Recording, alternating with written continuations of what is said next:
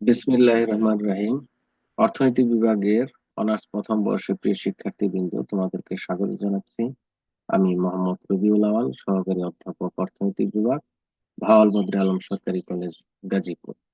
প্রিয় শিক্ষার্থীবৃন্দ, আমি তোমাদেরকে ইতিমধ্যে দুটি অধ্যায় অর্থাৎ মৌলিক পরিসংখ্যান বিষয়ের দুটি অধ্যায় আমি সাজেশন দিয়েছি। আজকে তৃতীয় অধ্যায় অর্থাৎ কেন্দ্রীয় প্রবণতা পরিমাপ, এই অধ্যায় নিয়ে আমি হাজির হয়েছি। তো আশা করি তোমরা ইতিমধ্যে দুটি অধ্যায় শেষ করে ফেলেছ। আমি যদিও মাঝখানে দিইনি, কারণ হচ্ছে পবিত্র রমজান মাস। তো এই উপলক্ষে অনেকেই হয়তো বা তোমার সিয়াম সাধন এবং আমাদের ইসলাম ধর্মের যারা অনুসারী আছে তারা অবশ্যই নামাজ রোজা এগুলো নিয়ে একটু ব্যস্ত বেশি। এজন্য আমি ভাবলাম যে একটু গ্যাপ দিয়ে তোমাদেরকে যদি পড়া দেই তাহলে হয়তো বা আগের গুলো কমপ্লিট হবে এবং এটা প্রস্তুতি নিতে সুবিধা হবে। তো প্রিয় শিক্ষার্থী বিন্দু, তোমরা একটু খেয়াল করো যে আজকে এই তৃতীয় অধ্যায়ের ক বিভাগের যে প্রশ্নগুলো হচ্ছে প্রশ্ন, কেন্দ্রীয় প্রবণতার পরিমাপ বলতে কি বোঝো, যোজিত গড় বা গাণিতিক গড় বলতে কি বোঝো, গাণিতিক গড়ের সূত্রটি লেখো। গাণিতিক গড়ের আমরা জানি যে এখানে দুইটি সূত্র আছে। একটা হচ্ছে আম, তোমার প্রত্যক্ষ পদ্ধতি, আর একটা হচ্ছে সংক্ষিপ্ত পদ্ধতি। তো এখানে যদি শুধু বলে গাণিতিক গড় নির্ণয় সূত্রটি লেখো, তাহলে তুমি প্রত্যক্ষ পদ্ধতির যে সূত্র আছে সেটা লিখবা। আবার সংক্ষিপ্ত পদ্ধতিতে গাণিতিক গড় বা দ্বিতীয় গড় নির্ণয় সূত্র লিখে এভাবে করলে উল্লেখ করা থাকলে তাহলে এটা লিখবা। এরপর হচ্ছে আদর্শ গড়ের দুটি বৈশিষ্ট্য লিখো। প্রথম 10টি সংখ্যার গড় কত, এন সংখ্যক স্বাভাবিক সংখ্যার গড় কত। যোজিত গড়ের বা গাণিতিক গড়ের দুটি বৈশিষ্ট্য লিখো।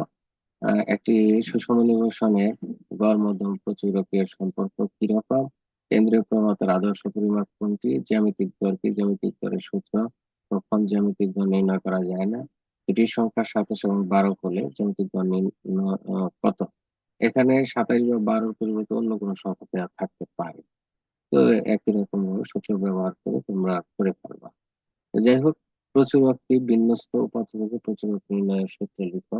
এরপর হচ্ছে তোমার মধ্যমা। মধ্যমা বলতে কি বোঝো, বিন্যস্ত পথের জন্য মধ্যমা নির্ণয়ের সূত্র। দ্বিমুখ সমস্যা কি, দ্বিঘাত গড় কি, এবং এ ও বি এর গাণিতিক গড় দেয়া আছে, তাহলে জ্যামিতিক গড় কত হবে।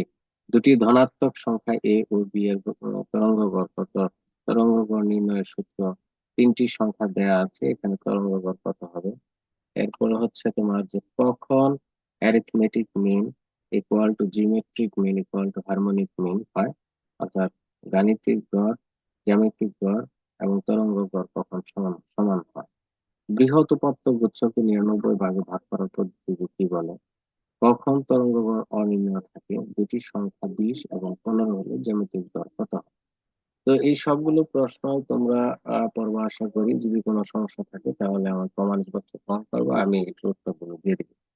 যে প্রশ্নের সমস্যা সেই প্রশ্ন কমেন্ট করবা, আমি উত্তর দিয়ে দিব। তো যাই হোক, এরপরে আসি আমরা খ ও গ বিভাগ। খ গ বিভাগে কেন্দ্রীয় প্রবণতা পরিমাপ বলতে কি বোঝো, কেন্দ্রীয় প্রবণতা পরিমাপের পদ্ধতিগুলো কি, গাণিতিক গড় কি এর বৈশিষ্ট্য, সুবিধা এবং অসুবিধা, ভারযুক্ত গাণিতিক গড়, সম্মিলিত গাণিতিক গড় বলতে কি বোঝো। এখানে একটা ম্যাথমেটিক্স দেওয়া আছে সম্মিলিত গাণিতিক গড়ে। এই এখানে তথ্য দেওয়া আছে যে দুটি তথ্য সংখ্যা এবং আমাদের গাণিতিক গড় দেওয়া আছে, সম্মিলিত গাণিতিক গড় কত। তরঙ্গ গড়, দ্বিঘাত গড় এবং জ্যামিতিক গড়ের ধারণা দাও। গাণিতিক এই প্রশ্নটা পড়ার দরকার নেই, এটা তোমার চলে আসছে অলরেডি, 2023 সালে চলে আসছে, এটা পড়ার দরকার নেই। যাই হোক, কোন কোন ক্ষেত্রে গাণিতিক গড়ের যে মধ্যমা বিষয়গুলো, যদিও এটা পড়ার দরকার নেই, তারপরে আমাদের গাণিতিক গড়, মধ্যমা ও প্রচুরক সম্পর্কে ধারণা লাভ করতে হয়। অনেক সময় মধ্যমা ও প্রচুরকের মধ্যে পার্থক্য চলে আসে। তো সেই ক্ষেত্রে আমরা এটা না পড়লেও পড়া হয়ে যাবে, কারণ আমরা গাণিতিক গড়, মধ্যমা, প্রচুরক সম্পর্কে অনেক অঙ্ক করে থাকি। এগুলা করলেই দেখা যাচ্ছে এখানে সূত্র টুত্র প্রয়োগ করে থাকি। এই এবং সেগুলা সূত্র থেকে সংজ্ঞা তৈরি করা যায়। তো অতএব না পড়লেও পড়া হয়ে যায়। যাই হোক, এরপরে আসো যে চতুর্থ দশহারিক শতহারিক বলতে কি বোঝো। এই প্রশ্নগুলো বোল্ড করে দেয়া। এক নম্বর যে কেন্দ্র প্রণত পরিমাপ বলতে কি বোঝো, ভাঁজযুক্ত গাণিতিক গড়, তার সম্মিলিত গাণিতিক গড় বলতে কি বোঝো, তরঙ্গ গড় দ্বিঘাত গড় জ্যামিতিক গড় বলতে কি বোঝো, তারপর হচ্ছে চতুর্থ দশহারি শতহারি। এটা মোটামুটি খুবই ইম্পর্টেন্ট, চলে আসার মতো একটা প্রশ্ন। যাই হোক, এরপরে আসো প্রমাণ। এই এখান থেকে অবশ্যই একটা প্রমাণ অবশ্যই ইনশাল্লাহ থাকবে এখানে। প্রমাণ গাণিতিক গড় হতে চলক সময়ের বিচ্যুত সমষ্টি শূন্য হয়, এবং n সংখ্যক স্বাভাবিক সংখ্যার গড় n+1/2। এখানে যাই হোক, এগুলো আমি করতেছি না, তো অনেকগুলো প্রমাণ দেওয়া আছে। এই প্রমাণগুলোর মধ্যে সবচেয়ে বেশি ইম্পর্টেন্ট হচ্ছে এই যে ক, খ, এখানে ঘ এবং ঙ। এই প্রশ্ন চারটা খুবই ইম্পর্টেন্ট, তোমরা এখানে বিশেষ করে arithmetic mean is greater than or equal, geometric mean is greater than or equal harmonic mean, এটা ভালো চলে আসবে। এবং খ বিভাগে এই প্রমাণটা চলে আসানোর সময় যে হয় এভাবে আসবে যে geometric mean equal to antilog of 1/n summation log X 1, এভাবে আসে। অথবা এটা কথায় আসে এরকম যে জ্যামিতিক গড় হচ্ছে উপাত্ত সমূহের লগ এর গাণিতিক গড়ের বিপরীত লগ। হ্যাঁ, এই যে বিপরীত অ্যান্টি লগ মানে বিপরীত লগ। তো এটা চলে আসে অনেক সময়। অনেক সময় এই যে প্রমাণটা আসে, যেমন স্বাভাবিক সংখ্যা গাণিতিক গড় +1/2, বা গাণিতিক গড় হতে চলক সংখ্যা চিকিৎসা সূত্র। এছাড়া অন্যান্য গুলো ইম্পর্টেন্ট এখানে।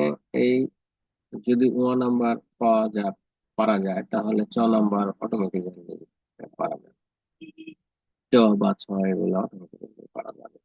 কারণ আমরা তখন দুটি যে অশূন্য সংখ্যা আছে আমরা ধরে দেবো এ ও বি দুটি অসংখ্য। ওক্ষেত্রে অ্যারিথমেটিক জিওমেট্রিক সূত্রগুলো কিরকম হবে এগুলো আমরা জানি। যাই হোক, এখানে তোমার Z1 Z2 Z n সমান দেয়া আছে, তাহলে প্রমাণ করতে হবে এর bar equal to A bar plus B. এই প্রশ্নগুলো করবে প্রমাণ। এরপরে আসি আমরা, এখানে কিছু গাণিতিক প্রবলেম দেওয়া আছে। গাণিতিক প্রবলেমগুলোর মধ্যে এক নম্বর প্রবলেমটা প্রায় চলে আসে যে দুটি সংখ্যার গাণিতিক গড় 9 এবং জ্যামিতিক গড় 7.2 হলে সংখ্যা দুটি নির্ণয় করে, এটা আসে।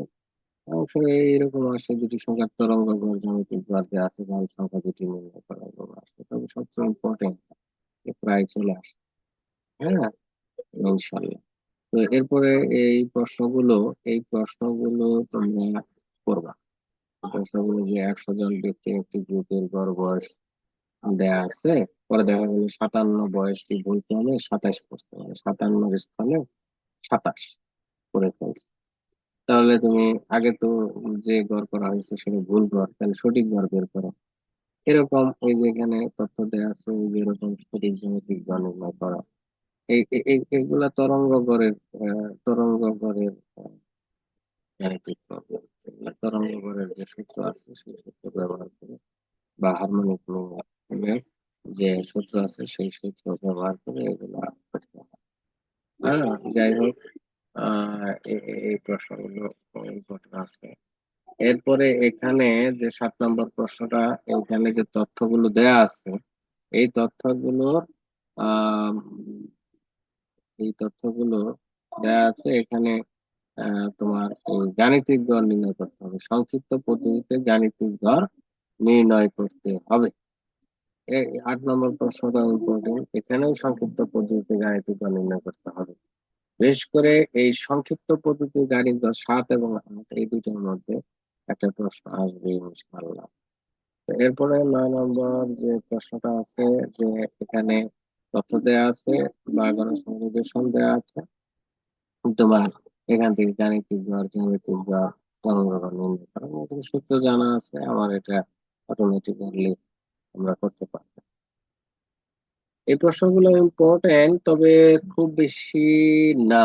এই জন্য বলতেছি যে কারণ আমাদের 2023 সালে এই গাণিতিক গড়, মধ্যমা এবং সূচি গড় নির্ণয় করো, এরকম একটা প্রশ্ন চলে আসছে যে গড়, মধ্যমা, সূচি গড় নির্ণয় করো। সেই ক্ষেত্রে এটা লেস ইম্পর্টেন্ট। তারপরেও আমাদের করতে হবে, একবার করে করে যাবা, এখানে খুব বেশি প্রশ্ন আমি রাখিনি। এখানে ওই যে তথ্য দেওয়া আছে মধ্যমা প্রচুর নির্ণয় করতে হবে। মধ্যমা এবং প্রচুর নির্ণয় করবা। এরপরে হচ্ছে তোমার জনসংখ্যা নির্বাচন হতে মধ্যমা নির্ণয় করা, এখানে তথ্য দেওয়া আছে মধ্যমা নির্ণয় করতে হবে। প্রচুরক কি, নিচের উপাত্ত তো প্রচুরক নির্ণয়। আবার অনেক সময় যে তথ্য দেওয়া থাকবে ওখান থেকে আয়ত লেখো অঙ্কন করে সেখান থেকে প্রচুরক নির্ণয় করতে হবে, সেক্ষেত্রে নিয়ম আছে জানতে হবে।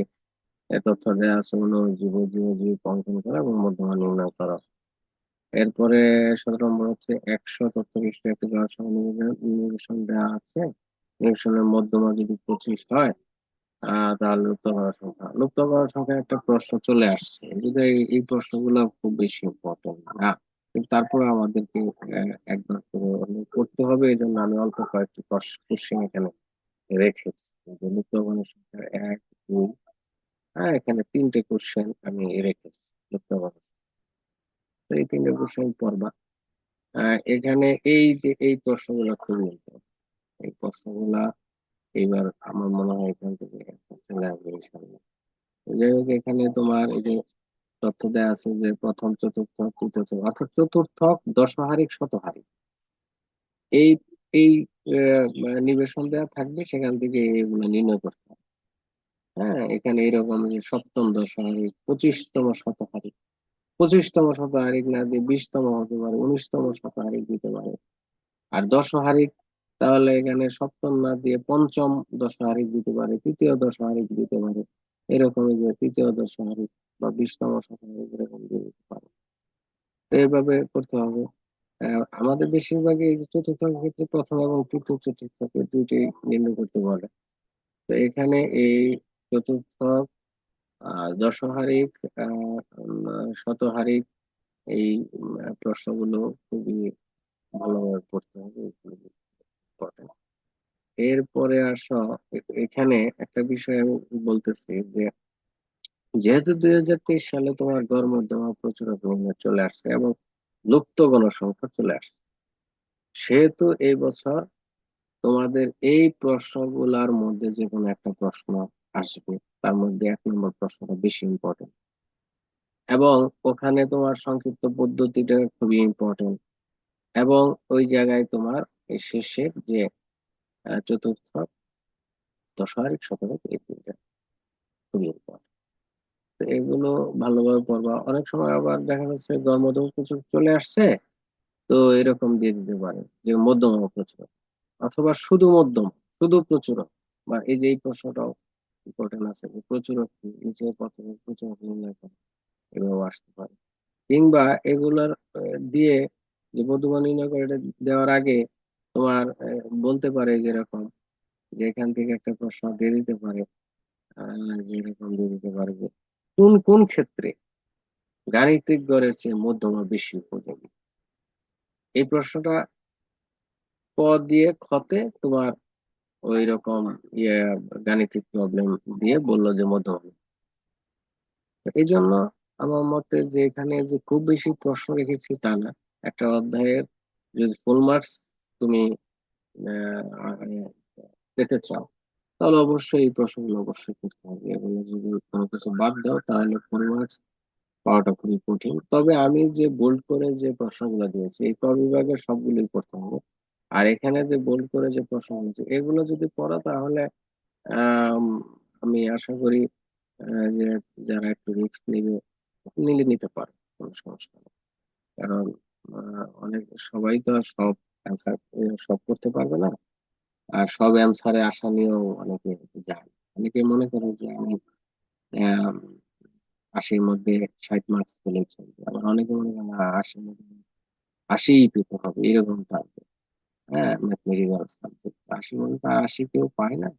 তো যাই হোক, এখান থেকে যদি কেউ মনে করে যে 65 মার্কস, 80-র মধ্যে 65 মার্কস যদি তুলতে পারে, এই কোর্সে 15 16 17 18 19 এরকম পায়, তাহলে অনায়াসে সে A+ পেয়ে গেল, A+ পেয়ে গেল।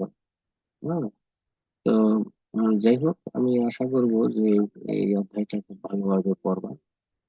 ভালোভাবে যদি পড়ো এখান থেকে তোমার 15 থেকে 20 মার্ক এই অধ্যায় থেকেই পাওয়া যায়। আশা করি প্রথম, দ্বিতীয় এবং তৃতীয় অধ্যায় যারা পড়বে তারা অবশ্যই তোমার 40 থেকে 50 মার্ক, 40 থেকে 50, 40 থেকে 50 মার্ক পাবে।